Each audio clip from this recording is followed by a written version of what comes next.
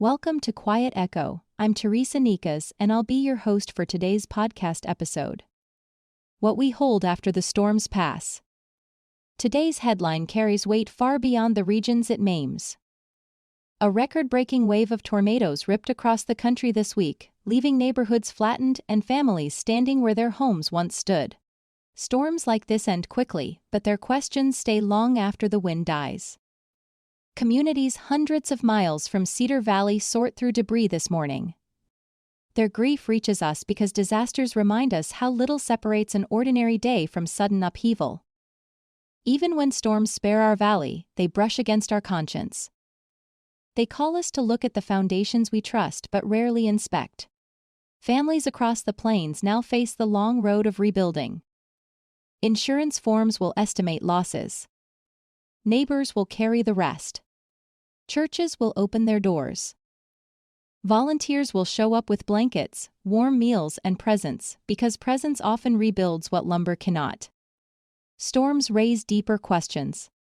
What holds a community together when everything familiar is scattered?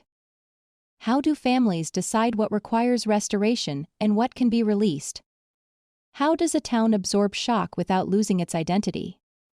Here in Cedar Valley, our storms often move quietly through strained relationships, financial pressure, health concerns, or tensions we hope will resolve on their own. Not every storm shakes a roof. Some shake a life. So as winter settles in, and as other states rebuild from visible loss, we're invited to look inward.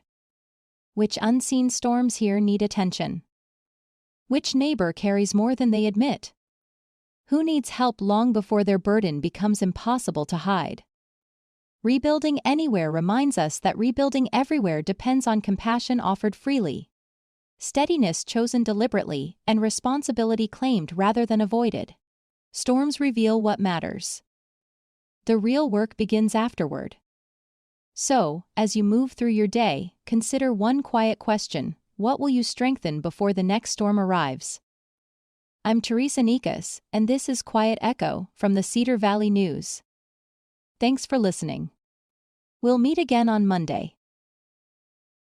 You've been listening to the Cedar Valley News Podcast, where small-town voices meet the headlines shaping our world.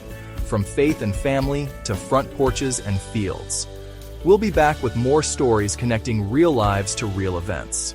Until next time, keep your porch light on, your faith strong, and your heart open. This is Cedar Valley News, sponsored by Readers and Writers Book Club.